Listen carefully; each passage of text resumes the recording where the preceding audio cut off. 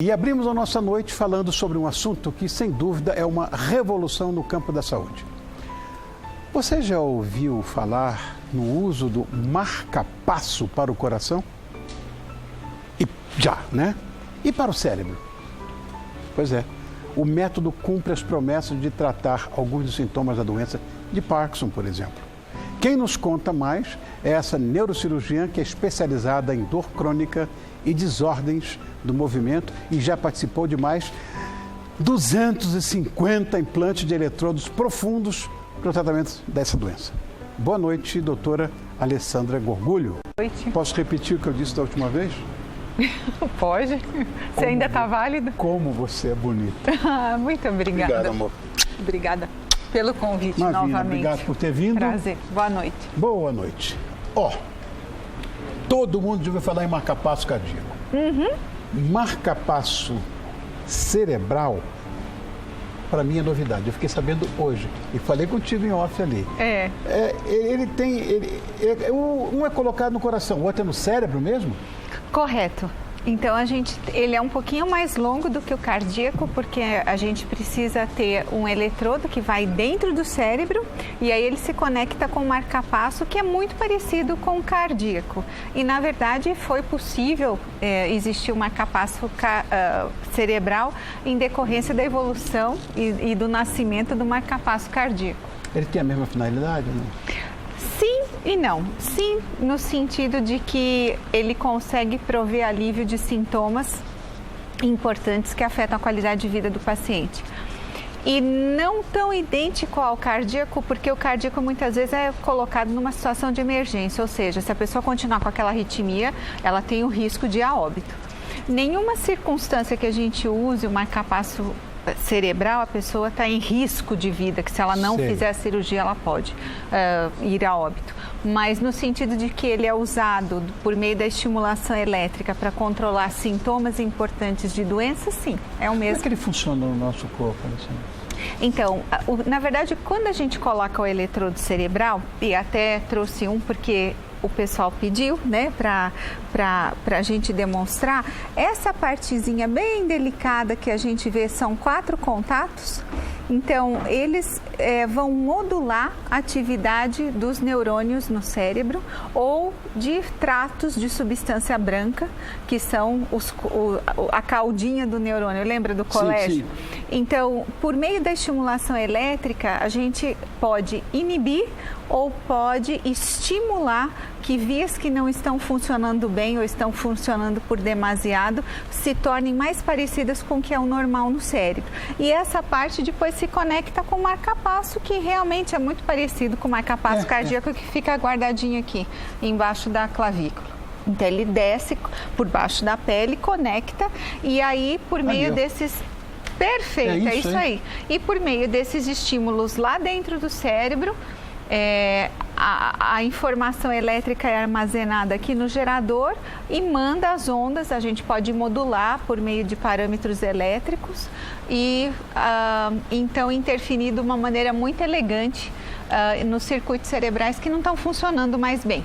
Então me explica, em que casos ele deve ser a indicação de implantação dele? Claro. Quais são? Bom, como tudo que envolve cirurgia, apesar de não ser uma cirurgia grande, com muitos riscos, é um procedimento invasivo. Sim, vocês usam maquita, usam furadeira.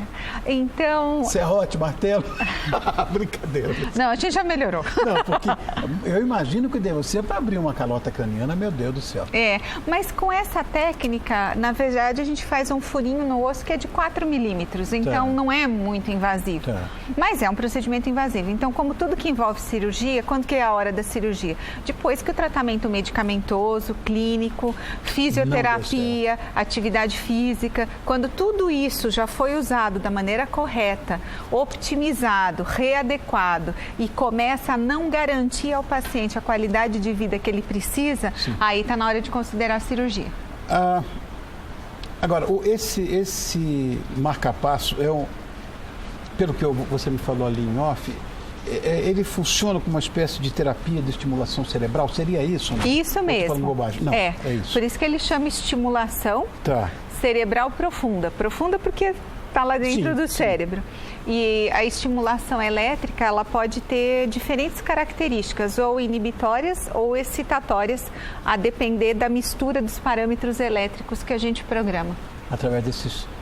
Através do gerador, Aí a gente tem um controle no consultório e aí eu moldo o que é mais apropriado. E aí os mini eletrodos vão fazer o resto. Para aquele alvo no cérebro, de acordo com a doença que o paciente tem. Tá. Parkinson, por exemplo, né? A gente tem visto, inclusive, grandes personalidades, artistas famosos e tal. Exato. Parkinson não tem cura. Não, mas tem, sei lá, um tratamento conservador, não sei como é isso. O marca-passo cerebral ajuda de alguma maneira? Ajuda bastante quando é indicado na hora certa. Realmente não existe nenhum tratamento, seja medicamentoso, seja cirúrgico, que é capaz, no atual momento, de parar a evolução do Parkinson. Mas essa é uma doença que gradativamente evolui, lentamente. Então, nos primeiros anos da doença, o paciente quase que fica sem sintomas com a medicação, atividade física e vai levando por muito tempo. Quando ele começa, apesar de aumentar a dose da medicação, diminuir os intervalos, continuar fazendo tudo direitinho, ele já não consegue mais trabalhar, funcionar, se locomover de uma maneira independente, aí é a hora do marca-passo. E aí o marca-passo consegue trazer esse paciente de volta no tempo, por assim dizer. Sim. Não é que ele cura, não cura, nada cura, mas ele consegue se mimetizar o efeito da medicação e aí a gente tem duas armas para controlar os sintomas da doença e não parar a doença. Isso é verdade também para tremor essencial, para distonia. Eu ia perguntar que outras neuropatias podem ser beneficiadas. Na verdade, mais frequente do que o Parkinson na população, que é uma desordem do movimento frequente, é o tremor essencial, que é o nome é o tremor do velhinho, né? Sim. É aquele velhinho que só concorda ou o velhinho que só discorda de você. Mas esse não é Parkinson, não? Não é Parkinson, não tem nada a ver. É muito mais comum, responde de uma certa maneira proporcionalmente menos eficientemente a medicação do que o Parkinson durante a primeira fase da doença. E aí, quando o medicamento não ajuda muito, não tem muito mais o que fazer. Mas a cirurgia pode ajudar sim, e bastante. É o tremor daquele do velhinho de intenção, que quando vai comer treme, que quando fica mais nervoso treme. Às vezes pode ter de cabeça, às vezes é só nas mãos, às vezes pode tremer tudo. Eu devo entender que a cronologia para a implantação desse marca-passo cerebral é uma coisa mais avançada, ou seja, você falou de velhinhos, mas a faixa etária normalmente é de gente com mais idade?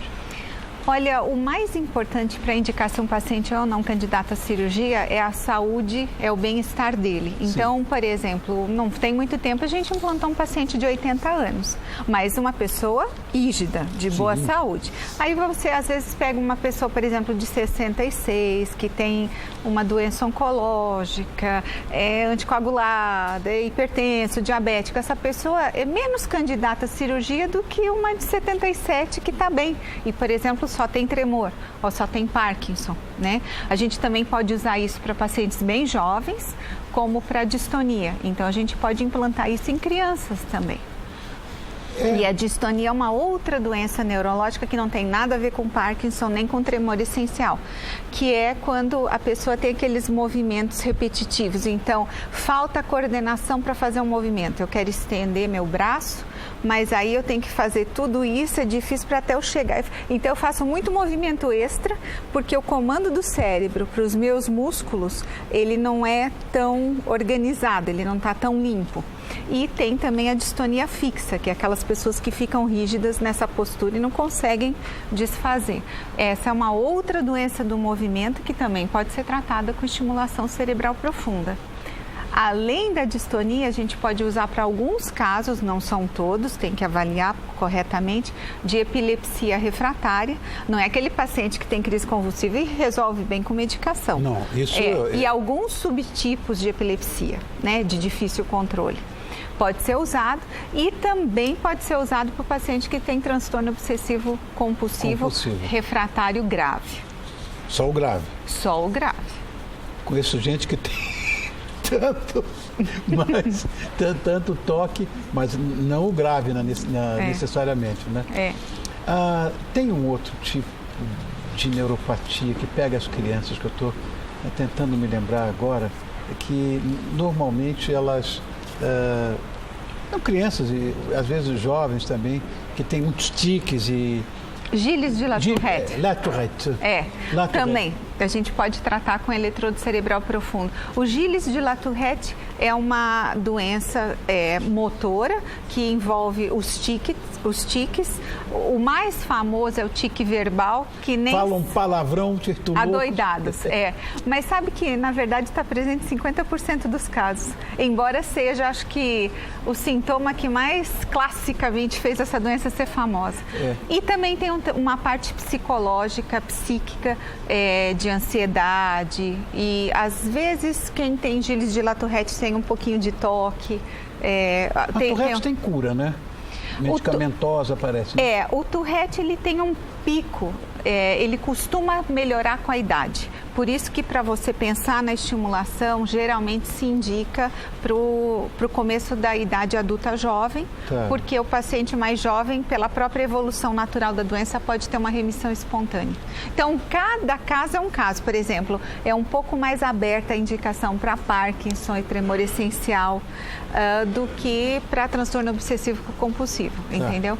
Então, para Gilles de La Tourette também, geralmente tende a esperar a evolução quando ele for mais velho. Como é que eu faço para te agradecer mais uma vez? Muito obrigada pelo convite. Você sabe que eu estava, Alessandra, muito curioso, acho que seria isso, né, em relação a essa pauta, porque está tudo aqui, né? Tudo. Quando você descobrir alguma coisa que vai resolver isso aqui, está tudo pronto. Isso sem falar das novas indicações, né, que estão em pesquisa para isso. Depressão, obesidade mórbida, que nós fizemos um estudo para obesidade mórbida. Depressão também? Depressão. Tinnitus, quando o paciente... Sim. Aquele tinnitus intratável, incurável, porque sabe que o extremo, o que se faz a cirurgia é ir destruir o labirinto, né? Porque aí para. Então, custa a audição da pessoa. Mas é tanto zumbido, é tanto barulho, que a pessoa fica endoidecida. Então, está se avaliando isso. Para Alzheimer, tem um outro estudo sendo feito, conduzido para tentar reverter um pouco da memória e ganhar tempo. Não é que existe cura, não existe cura, né? Mesmo paralelo do Parkinson. Mas a ideia é tentar postergar um pouco a perda na memória, ganhar tempo.